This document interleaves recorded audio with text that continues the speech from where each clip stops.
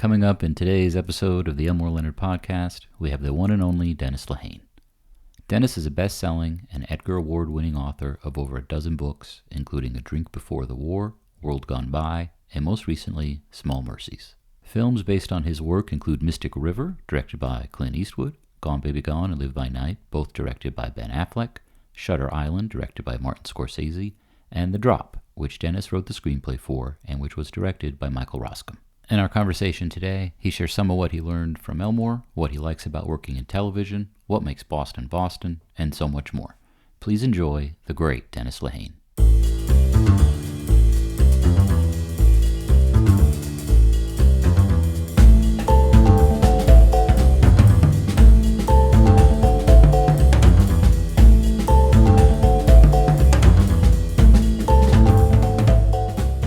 We are super excited to have Dennis Lehane here on the Elmore Leonard podcast. We normally don't start shows with blurbs, but since the blurb is from Elmore and it's about you, I thought we would get Dennis Lehane's Mystic River. Boy, does he know how to write.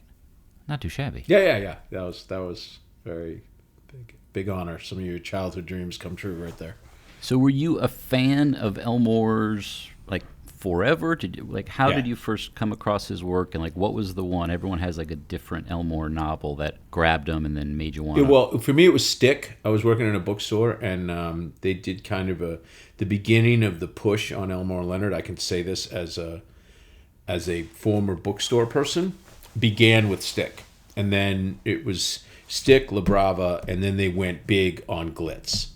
And so if you were tracking the guy's career, that's when it was the big... Delacourt came out with, or Dell came out with reissues of a bunch of his books. And they, do you know what a dump is in terms of a bookstore? No. Okay. It's what they call those displays, those cardboard displays that they put up in the front of a bookstore. That's called a dump. Oh, and okay. I don't know why. Is it good or bad to be... It's good to be in a dump. You get your own dump, you've made it, my man. So they put right... just before Glitz, I think. I'm not 100%, but it was around Glitz time that they did a dump of 9 of his titles. They reissued 9 of his titles in these really nice looking... Were these the Chip Kid? These were not the Chip Kids. I don't think these were the Chip Kids. This would have been around 85, yeah. And they released a whole bunch of his titles. So it was, I can tell you, there was Stick, and there was La Brava, and there was 52 Pickup, and Split Images, and Unknown Man number 89, which is still my favorite. Really? And so, yeah, I love Unknown Man number 89. I love that freaking book. So, 2 questions. Yeah. 2 questions. So you said Stick, but not Swag. Swag is Swag was reprinted later than Stick. And Swag they is didn't still... have it at the bookstore? I love Swag. No, not at the time. They came out, I think, a few months later, the reprint. Swag is one of my all-time favorites. Yeah. It's a hilarious book, and then it ends with, one of the great ending lines of all time, just shut the fuck up, will you, Frank? It's perfect. Yeah, I was... But also, and you like Unknown Man 89, and what about Big Bounce? Were you into that as well? Big Bounce was not... Big Bounce came later for me. There was the Miami books. This is when he was really starting to do a lot of Miami stuff. And then what I found really interesting was the Detroit, what would happen when he wrote about Detroit. Yeah. It took the books to a different level. So the Florida stuff is very atmospheric and very very funny. Mm-hmm. But then there's this thing that happens, the same thing that happens to me when I read about Boston. There was a richness that came out of the Detroit stuff. Right. It was a guy who knew it in his bones. He knew Detroit in his bones. You mentioned that. I wanted to ask you about writing about Boston. So, at what point in your process, and if Elmore was here to ask him the same question, do you decide that it is a Boston story? Does it start off that way, or is it once you're... Yeah. Okay. I've only written one book that was not set in Boston, and that was the sequel to Live by Night, World Gone By. And after I wrote that, I said never again. If I ever write another book, it will be Boston-based. It's my wellspring, complete wellspring. Why would I go to cross somebody else's field to use their well when mine's perfectly fine? Right. And I think I felt what I could kind of, what people have been saying about me my entire career, before my career, back when I was a writer, a student, is something magical happens when you write about the world you grew up in. I mean, I can write about any other world, but something magic happens. And that's the way I felt about, again, with Leonard in Detroit, I always felt. So let's talk about real quick Animal Rescue and The Drop, because the short story takes place in Boston, but the movie... So does the novel, but not the movie. The novel I took back to Boston. I put it in Buckingham, which is the neighborhood of Mystic River. And right. It's a fictitious neighborhood. But the movie takes place in Brooklyn. Was that a production thing? Because it was... Okay. Yeah. It was the producer's decision, and they asked me to reinvent the screenplay just to be Brooklyn-based. And I was living in Brooklyn at the time, working on Boardwalk Empire, so it was pretty easy. There you go. I think The Drop is I think it's a classic movie. And... thank you. No, it is... I think it's a perfect movie, and it's... too bad we did not get more of James Gandolfini. I think it's one of his last movie roles. It is. It was the last one released. He did this one with Julia Louis-Dreyfus. Enough said. Very different from The Drop, but also a very, very good movie. That was good. It was a beautiful movie. But he was magnificent in The Drop. And The Drop was wonderful. Everybody set out to make a Sidney Lumet movie from the 70s. And what we discovered when the audience didn't show up was nobody knows. The average moviegoer has no idea what the hell a Sidney Lumet movie from the 70s is.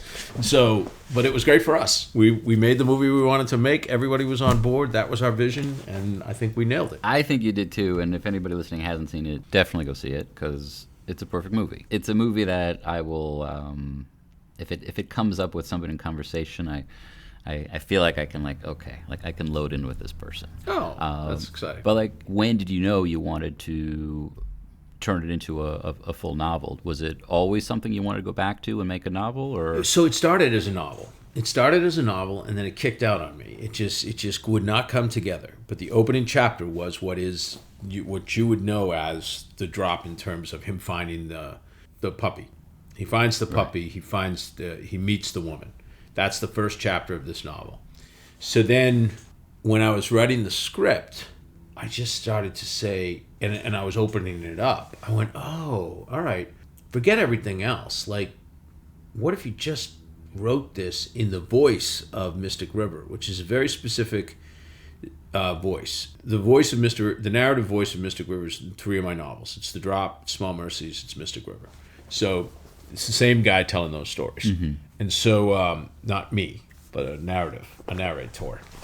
So I said, I missed that voice. I want to go back and do that again. And so right when I finished the script, I said to my editor at the time, I said, I was thinking, maybe I could do strangely, a real novel of The Drop, of what was then Animal Rescue.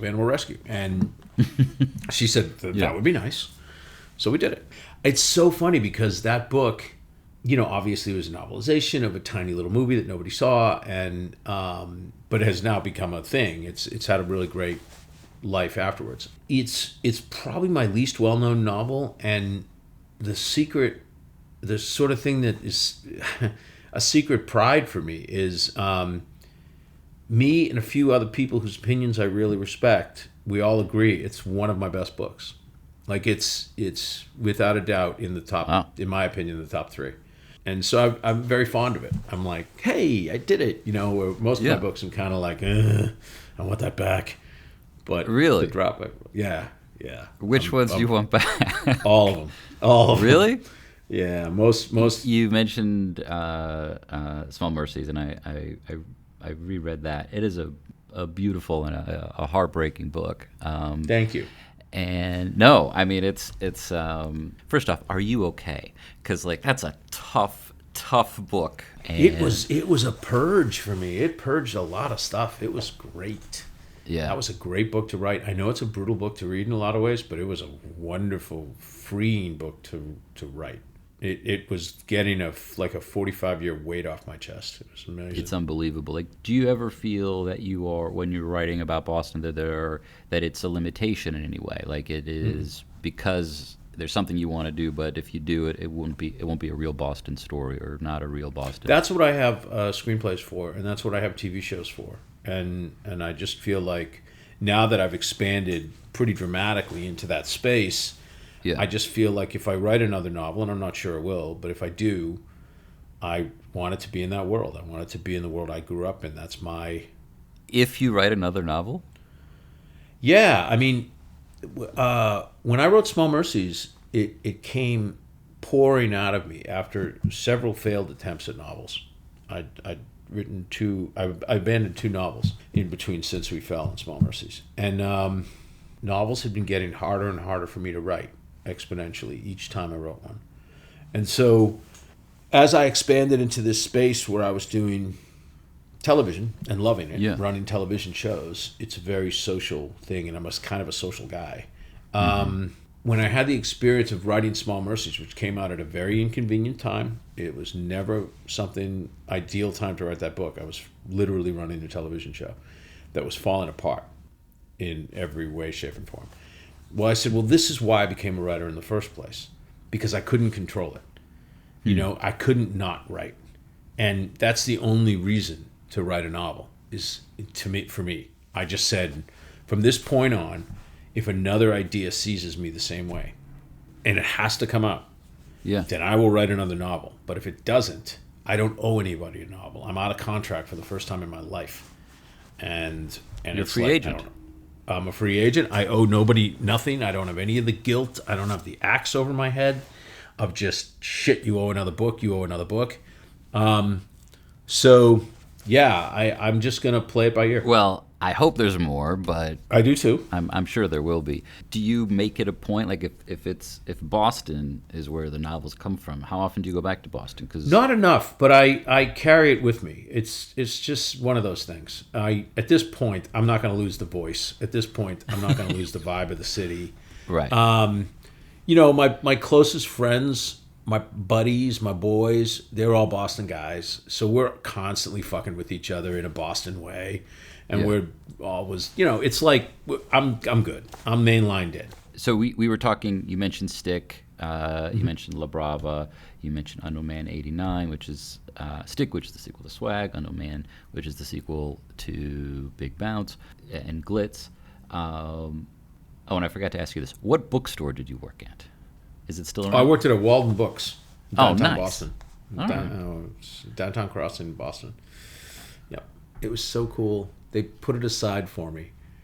Glitz, the first ARE I ever had in my life was Glitz. And my bookstore manager saw it come in and put it aside for me. I'm sorry, ARE? Advanced Reader's Edition. What they call galleys or AREs or ARCs. Nice. And it was really strange where the author photo was on this book. It was Snoopy at a typewriter. It was intense. It was pretty cool. And that was Glitz. And I read Glitz. I think I read it the day I got it. I can still remember that first scene. You know. Yeah. Incredible. Was there anything in particular about, and I hate to use the word, style when talking about a novelist, was there something about just Elmore's writing in general that you really latched onto that you tried ever to emulate, or was it just something like, this is awesome, that's his thing, I'm going to do my own thing? Well, Elmore and I met a couple times, and we talked very much about dialogue, about having been born with an ear. You don't write like he does, or me, or Richard Price, for example, unless you were born hearing dialogue in a different way, I think, than most people do. You hear speech differently than most people do. And what he did, he took the dialogue, the syntax of the dialogue of the characters, and he wove it into the prose narrative. Mm-hmm. So his sentences were constructed sometimes like dialogue, it's what Martin. What did Martin Amis? Martin Amis said it was like its own tense. Elmore Leonard created his own tense. You'd have to look it up, but yeah, Martin Amis was a huge fan of Elmore's, and he described Elmore's use of the present participle. I think he called it the marijuana tense because of how Elmore would use it to play with time. Yeah, and so it was that was I loved that, and I think I did use a little of that. I still use a little of that in my work. And then the other thing I know for sure I've always credited him with is how he depicts violence was so true to me. It was so 100% true to how I saw violence growing up. Yeah. That I've always tried to emulate that. There's no slow motion violence in Elmore Leonard. Elmore Leonard just boom, violence happens. It's like super fast, and it for me, violence, having grown up in a pretty violent place, violence was something that always seemed to happen like birds bursting from a blind, like it happened like just out of the corner of your eye before you knew it was happening, and by the time you computed it was happening, half the time it was too late to do anything about it, and half the time it was already over. Right. And I think Elmore did that. He did that so much in his books. His violence was always, it was unadorned, it was unromanticized, it was unstylized. It just bang, it was ugly, it was violence. And that's what I loved about it. I took that from him. We recently did, the last episode that we posted was actually Ombre, which, the Western. And there's a couple of moments of violence in there that they just come out of nowhere. And it is, and that book is 60-something years old. And I think it was 61 that it was written. Sheesh. And it just hits you. Yeah. So I'm just curious, and if you've talked about this to the point where you don't want to talk about it anymore, then we can just skip it. But did you want to be a novelist when you were you an aspiring novelist were you writing when you were at Walden Books? I was trying to figure it out. It was the beginning of my apprenticeship as a writer, as a self-taught. I was self-taught for about a year and a half. When I was working at Walden Books, I was reading with this crazy hunger, because I was like, I think I want to do this. At that point, I had written a novel when I was 15 years old. Oh, wow. Literally. And so some part of me thought, I might want to do this, but it was not considered a viable career option where I grew up. So I had to drop out of 2 colleges before I committed. And it was during that time I was at Walden's, I started to read a lot of short fiction, a lot of Raymond Carver, a lot of Chekhov, a lot of I read Elmore Leonard. Back then, once his reprints were coming out, there was still a shitload of books that had not come out that were out of print. Yeah. And I would go, Boston was a great bookstore city back then. Yeah. And I would just go find them in used bookstores. So I would hunt used bookstores. I would go to Harvard Square. I would go to the Brattle Book Shop. I would go wherever I could go to find whatever Elmore Leonard I didn't have. And so I was doing that. And then when I was 20, I went off to major in creative writing, and I went down south to do it. And it was clear that who my influences were. Your influences are very clear early on because you're just stealing from your masters.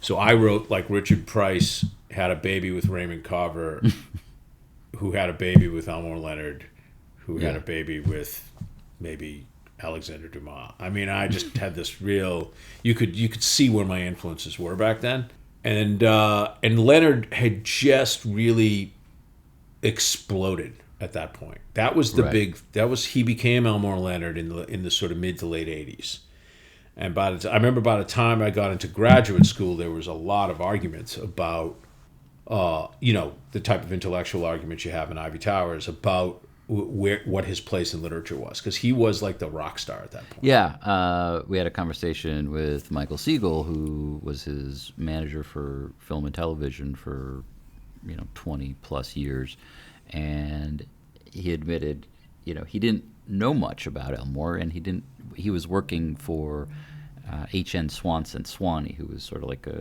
he was 80-something, representing Elmore when Michael started working for him as a younger guy and as an assistant. And then he started representing him without really being a fan. But it was people like Martin Amis and I believe Joyce Carol Oates who were saying positive things about him that really got him to, oh my God, this guy's legit. And that was one of his managers, which is a crazy thing. But it was Michael who helped get, there were a lot of adaptations being made of Elmore's work in the 80s that I think up until, there a lot of them were made for TV movies. Glitz was a made for TV movie. Glitz was a made for TV movie. I think Pronto was. I believe Cat Chaser was. No, it was not. No, it was straight to video, but it was not made for TV. Abel Ferrara directed Cat Chaser with Peter Weller and Kelly McGillis.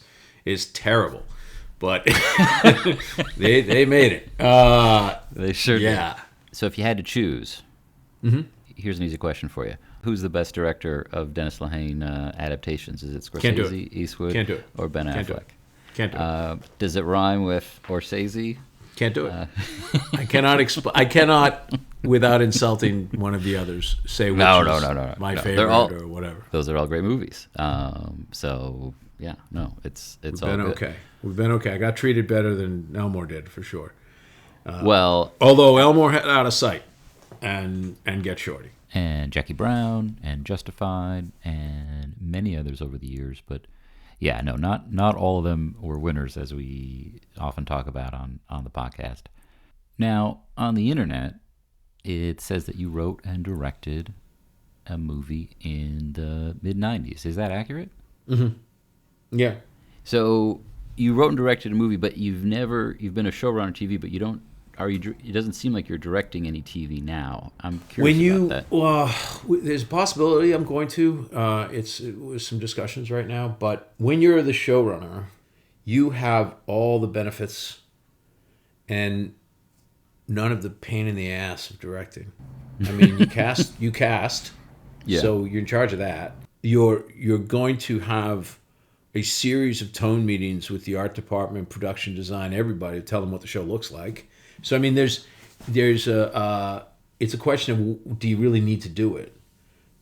Do you really need to direct? And I'm considering directing something only because I want to put my stamp fully on the aesthetic look of the show, and that's the only way I would.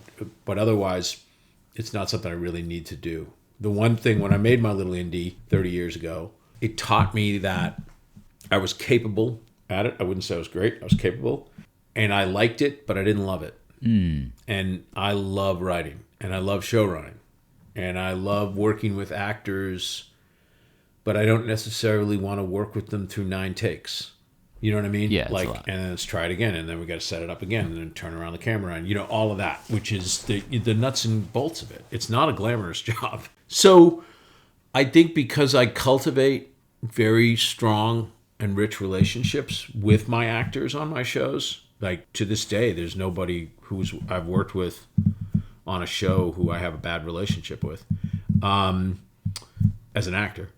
I think they feel comfortable knowing that if they're not getting what they need out of the director, they call me and they just say, hey, what do you think? Oh, not undermining the director, but what do you think about this? Or what do you think about that? Or what were you thinking when you did this? Or where do you want me to go here? And it works out. And I work with directors who are pretty collaborative. So I'm there as a stopgap. I'm like the catcher in a baseball game. I'm there to yeah. So you're manage the game. But was that always so when you made that movie, were you at Walden Books at the time? Was that Oh no, that was way past then. It was after grad school. I'd gotten money from my first book. I never had money in my life. It wasn't that much money. And I said, I'm going to make a movie with this, forgetting that I would have to pay taxes on that money. So that was a real fun couple of years. But no, I did it. It was something I always wanted to do. I'm a movie fanatic. And I think, until I met Martin Scorsese, I'd never met anybody who'd seen more movies than me, period. Never. Right. So, and if I'd grown up, I think in a different economic circumstance, I might have just skipped the whole book writing and gone right into filmmaking. It's possible. But again, if you don't think writing was on the table, believe me, filmmaking sure as shit wasn't. My father would have been like, what? You want to buy a what? A camera? Okay. Well, good luck with that. But so when you wrote a novel at 15, I mean, that's an undertaking for anybody, let alone a 15-year-old. Did he do that in secret? No. How did that come People about? know I was doing it. I feel like it took about 7 months, I want to say. It wasn't a good book. It wasn't very good at all, but What was it about? I don't remember everything. It was about a cop, and it was a cop, and there was a serial killer, and it was a big finale at Castle Island, which clearly I wanted to do again because that's what ends Small Mercies. Yeah. I don't remember much else about it, but Oh, man. it was. When one day, like all great authors, you place your paper somewhere, will it be in the collection? No, because I know one person who has a copy, but I wrote it on a typewriter and made a couple of copies of Copy Cop, which existed back then, and I have this really old friend who I have not been in contact with, I don't think, in about 10 years. But the last time she was in contact with me, she said, "You know what I have in my basement?" And I was like, "Ooh."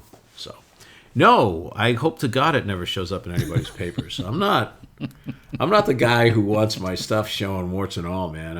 That's not my jam. Well, we had a fun little thing so there's a biography of Elmore coming out, and the biographer, it's I think comes out in June, and Chad or CM Cushions, who wrote it, when he was 15, he wrote a short story that was rejected by Alfred Hitchcock magazine or something like that, and he wrote to Elmore for advice, and Elmore wrote him back and actually included a manuscript of a short story he had written with notes from his editor.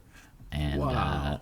And Chad, when Elmore's work gets at the University of South Carolina, when they publish sort of like online, this is the catalog, Chad is a big fan, and he saw like his own name on the catalog, and so Elmore had kept it or had been in. Oh my goodness! And so it was just like this, Wow. So when you watch another Boston set film, it's not that has nothing to do with you. Do you lean in further than you would on a regular movie, or? Well, you're looking for the locations. You're looking for places You're getting excited about that stuff. Like, I have a lot of fun with that. And there's a lot of ones that really... But Bostonians love their city. They're batshit.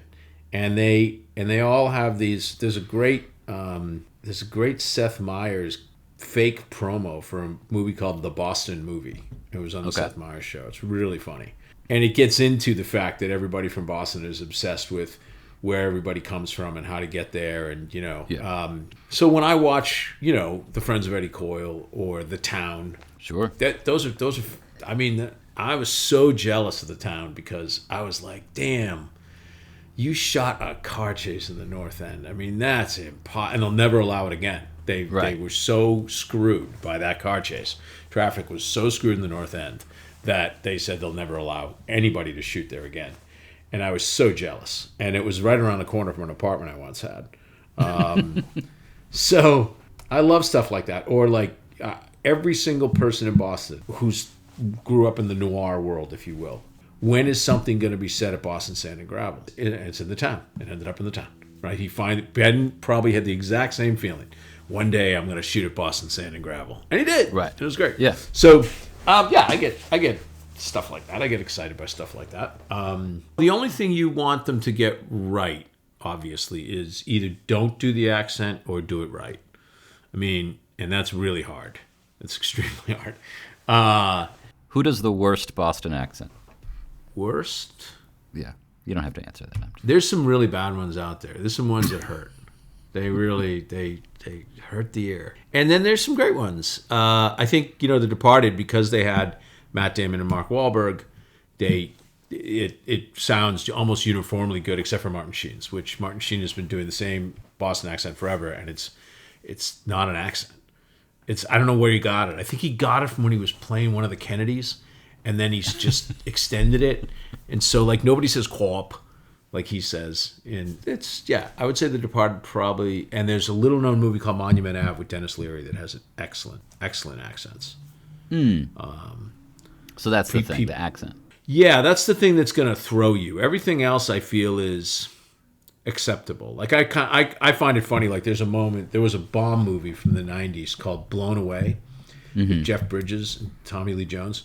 Yeah. And Tommy Lee Jones he's in the IRA. IRA bomber, and Jeff Bridges is, And there's a moment in the movie where Jeff Bridges gets a call that he has to race to save somebody on the other. I can't remember, his daughter or something. I can't remember what it was. But he takes off from Copley Square, and then he drives over the bridge into Cambridge, and then he turns around, he drives back over the exact same bridge out of Cambridge, and then he goes past Copley Square to end up in the South End, which is right beside Copley Square. So he basically drove across the city to come back to the exact same place.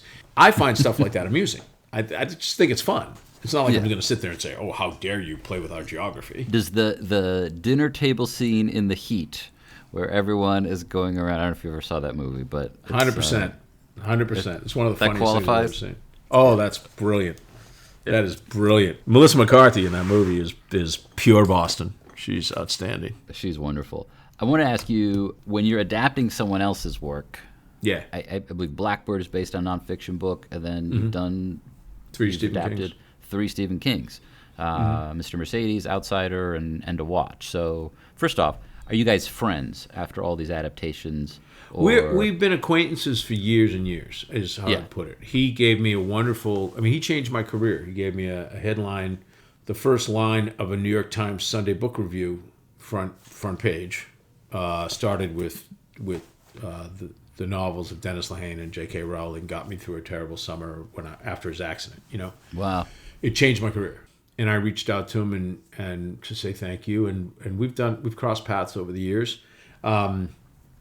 I think Friends is pushing it, but we are definitely very good acquaintances with, we write each other. He sends me a book. Every time his new books come out, he sends me an autographed copy. I do the same. He's a class act, and he's just a great, great guy. And he's a great benefactor of writers. He is a big, big believer in supporting other writers, which I love about him.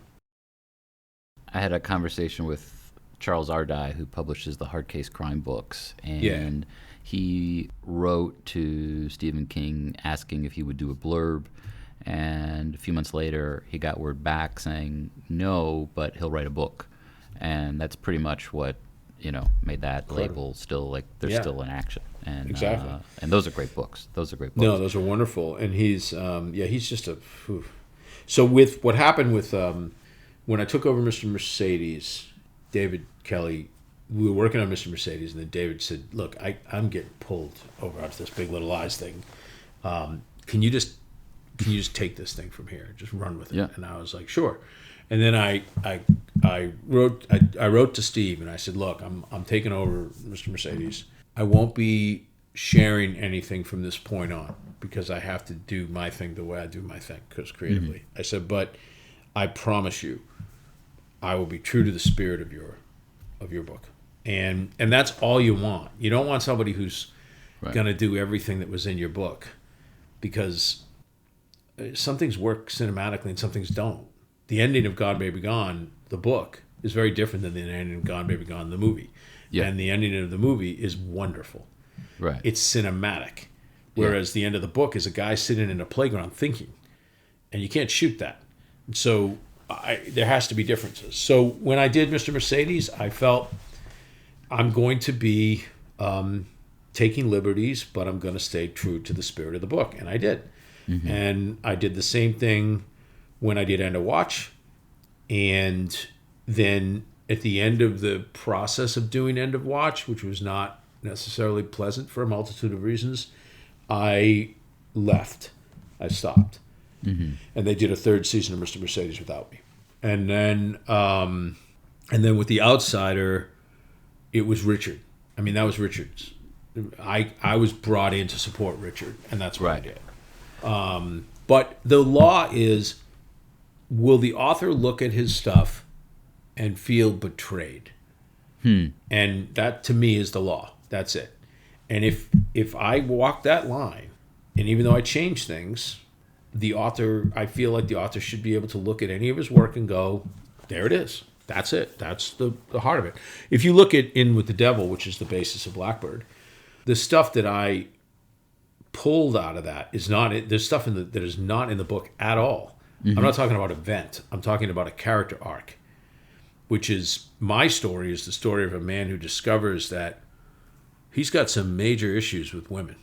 And it's through this journey that he discovers, what's the misogyny? Where am I on the line of misogyny? Right? That's the journey that he goes on. Obviously, Larry Hall is at the top of that mountain. Yeah. Where's Jimmy fall? The real Jimmy did not. That was not Jimmy's deal at all. Yeah. But I wanted to tell a story. The events are all the same. Everything that happened in the book is, everything that happens in the show is pretty much in the book. I think one of the things that's really fun about From Afar, like having a sense of all the different things that you're doing, but so you've obviously written over a dozen novels, and you're doing more and more in television, but you're a showrunner as well as a staff writer, and or at this point, are you only now being a showrunner? Would you ever? Oh no! I could never not be a staff writer. No. I'm a writer. But when you're working with someone as a showrunner, when you're essentially in charge of everything, and then you're not in that seat, but you're still on the show, do you feel like you have to make any adjustments, or what is that process like with Richard Price on The Outsider, where he's running the show? Well, with Richard, I was there just to provide support. That's my job. That's it. I'm not a showrunner here. I'm just a writer. With my current writing team, which is a really small team, we're a really tight unit. I have one chief writer, and she's the only writer I've ever in my career trusted completely, 100%. I'll just say, you take it, you do it. Or like when she was on set, she'd call and she'd just be like, "Oh, there's a problem. We'll rewrite it, just do it." Yeah. And okay. And her name's Molly Miller, and she's an absolute ace. And the two of us would write scenes. It doesn't matter who gets credited; nobody gives a shit in my world. But we would write scenes in each other's episodes, literally within the scenes. So there are scenes that will show up in my next show, Smoke, that were written line by line by two writers. Like Molly would write one line, I'd write the next line. She'd write the next line, I'd write the next line. She'd write the next line, I'd write the next line. And the running joke on set was every time one of us would be complimented for a line, it was the other person's line. So like somebody came up to me on set and said, where do you come up with your great dialogue? And I was like, it's just something that I've had since I was a kid. And he was like the line about a mechanical appendage. And I was like, that's Molly's line, right? And then Molly was on set, and somebody said to her, this actress said to her, "I just can't believe what an incredible handle you have on women's issues." And Molly was like, "Well, I'm a woman, I'm a feminist of my time, And then the woman said, one of the greatest lines I've ever said is X. And Molly went, "Yeah, Dennis wrote that." So what I love the most about doing this is how collaborative it truly is. If you get the right people, it can be collaborative. It's not David Mamet has a line, "Film is collaboration, now bend over." It can be like that. But this is not like that. If you do it correctly, and you have people whose egos are secure, and you're in the room for the right reason, you're contributing to a whole. It's not about individual achievement when you're doing a TV show. It's just not.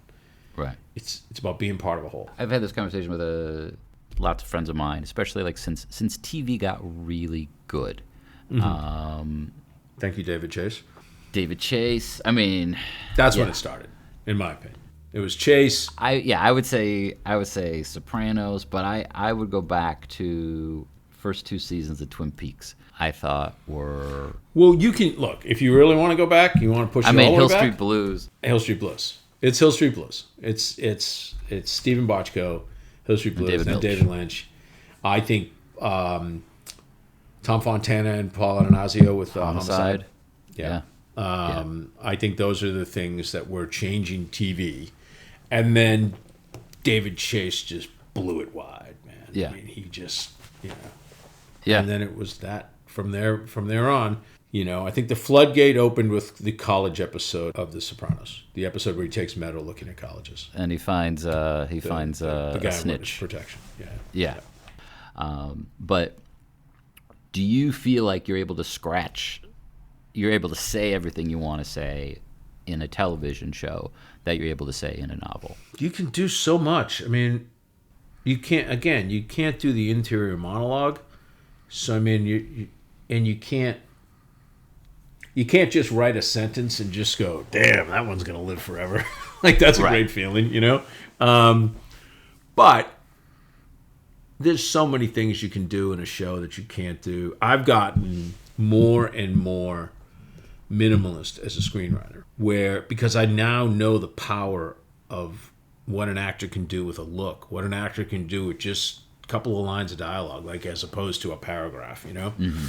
So now I'm doing the adaptation of Small Mercies, and I am just like taking a blowtorch to that novel. I mean, in terms of the density of it, like it's just like a conversation that in the novel is 8 pages is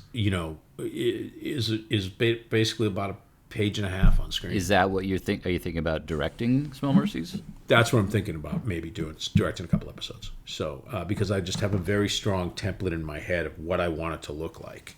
Right. And no matter how many times I talk to people about this, I don't think they totally get it. So that's part of me says that if Apple lets me direct, then I'll probably direct. Why wouldn't they? So, like, come on. Well, because it's a lot to run a show and direct when you've never directed outside of an indie movie you made 30 years ago. So, Well, is it available? Maybe give them the exclusive license to, and we're talking about Neighborhoods, is that correct? Yeah. No, it's not available, and it's very dated, and yeah. So. All right. Well, maybe that's the sweetener. You give them an exclusive 30-day window. I've got plans. Don't you worry. I got plans, Judd. All right. Well, it's tax time, so I just, I'm full of good schemes. Yeah. Can I ask, like, how far along you are in that process? Is that something that will be shot in the next year or so? Or? Oh no, we're waiting on a green light. So there's a couple of scripts, and we're talking to some people at a casting level, and we're just seeing if we can package it correctly, and then we'll see. So. Well, it's an amazing book, and thank you. If a book or any story can manage one gut punch, it's impressive, and it's there's a lot of them, and it's ultimately, I think it's a beautiful story. Thank you. Thanks for writing. It's funny because one of the things, to bring it all home here, one of the things you do when you're trying to convey what you want is you create what's known as a lookbook, and a lookbook is just you pull images and say, this is what it is. This is what I want this thing to look like. And one of the films that I pulled a bunch of images from is the Detroit section of Out of Sight, which is really rich and vivid, and the way he shoots that is just so beautiful. And looks completely different than the Florida stuff. I mean, it's the perfect Elmore Leonard adaptation, in my opinion. I said that to Elmore, and he said, "Really?" I said, "Yeah, And he was like, "I don't know, and he said it's okay, but I don't know." And I was like, "Elmore, it's perfect. It's as good as you're ever gonna get." For me, it's Out of Sight, Jackie Brown, and Get Shorty, and I think they're all very different. I think for Out of Sight, and I'm actually on Wednesday, I'm going to talk to Scott Frank. And that's great. Yeah, I'm like, Scott knows what a big fan I am. I've talked to him about it. Yeah, but the movie becomes Jack Foley's movie, and the book is Karen Sisco's book. That's fair. It's a perfect movie. I mean, it's an absolute. It's an absolute. It's so great, and just so many of the small parts, like Viola Davis and Steve Zahn and Cheadle, of course. I mean, Cheadle's, times like these, and motherfuckers been known to bitch out. It's so great. Albert Brooks, Michael Keaton in that little cameo, those great scenes with Dennis Farina. You got one that says "end of cover." It's so great. Yeah, I just think it's the perfect pitch. With what you get with Get Shorty, which is so wonderful, is, and Jimmy Gandolfini's in that too, is you get you get this wonderful Sonnenfeld stylization to it. It looks so different than anything else. It's almost Baroque in a way, but it doesn't yield itself to rewatch the same way that Out of Sight does. Out of Sight just has this. I think it's one of the great rewatchables. You can catch it anywhere, and you just get sucked in. Yeah, it's a fantastic movie. just briefly, I want to go back to Boston. What is there one specific thing about that city that makes you keep going back creatively? I think Boston, the trick to Boston for me is that everybody's just a little nuts. We're all just a little bit off. And it's Why one do of you the think that is? I don't know. I think it just is. Everybody, it's also the funniest place I've ever been. Boston and Chicago are the two funniest places I've ever been. Yeah. People are funny in Boston. I mean, look at how many comedians have come out of Boston. Look how many comic writers have come out of Boston. There's just something really a little off about us. And it could be the Irish influence. I don't know. But we're a couple cans short of a six-pack, in my opinion. And I mean that with great love. And I put myself in the exact same group with those people. And I don't think there's this thing about Boston. Here, I'll give you a great little Boston moment.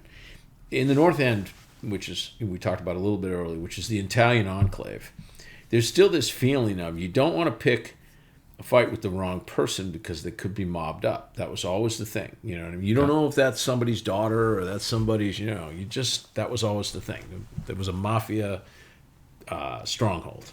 Yeah. So the streets are super thin in the North End. I was on a street that was going into the North End, and a woman stopped her car. She blocks the entire street. She gets out of her car. She leaves the engine running, and she goes to an ATM. And people start losing their minds. They're beeping their horns. They're like, what are you... And finally she turns and she looks down the block at about 9 people who's screaming at her. And she goes, I'm not fucking moving it. And that was it. And then she finished up her business. She got in her car and she drove away. That to me is not something that I imagine happens much in Des Moines, I guess. So there's a particular attitude in Boston that's a little spiky. Don't take yourself too seriously. And the sense that God's a jokester and we're the butt of that joke.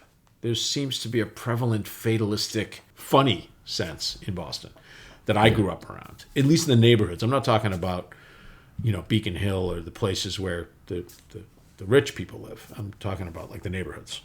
Right. And that's what I read about. And we're glad that you do. And hopefully Thank you. There will be more. Okay. No pressure. We will wait. Dennis, this has been such a thrill for me and a real honor to have you on. Thank you so much. I'm honored as well. I am such a fan of his work, so it's anything I can do. I appreciate you doing this. This has been great, and getting to hear a little bit about you and your process and your work in film and TV as a showrunner is very cool stuff. So thank you for sharing all that. Oh, yeah, sure. Yeah, I'm looking forward to seeing all the things when they're... Well, our show, Smoke, will be out June 27th. Amazing. What is it about? We are following an arsonist and 2 arsonists, actually. And it's really a show about like fire in the most metaphorical sense, like the need that we all have to burn it all down, and it's an absolutely crazy show, and we got blessed. We have an incredible cast. We have Taron Egerton and Jurnee Smollett and Greg Kinnear and Rafe Spall and this actor Ntari Mwene, who I think is going to do for him what Blackbird did for Paul Walter Hauser. Oh, wow. Everybody will know him after this. It was John Leguizamo. We have a wonderful show. We're very excited about it. So. And that's going to be, is that on Apple? Apple TV, yeah. Amazing. Well, look for that. Thanks. Look for Neighborhoods. And No, don't look for Neighborhoods. You'll never see it. But thank you, Judd. Thank you very much. The Elmore Leonard podcast is produced and edited by Judd Rubin. Music by Greg Ahee. Hosted by Judd Rubin and Alex Leonard. Executive produced by Peter Leonard. Copyright 2025, Elmore Leonard Inc. Please visit us at elmoreleonardofficial.com or send us an email at hello@theelmoreleonardpodcast.com.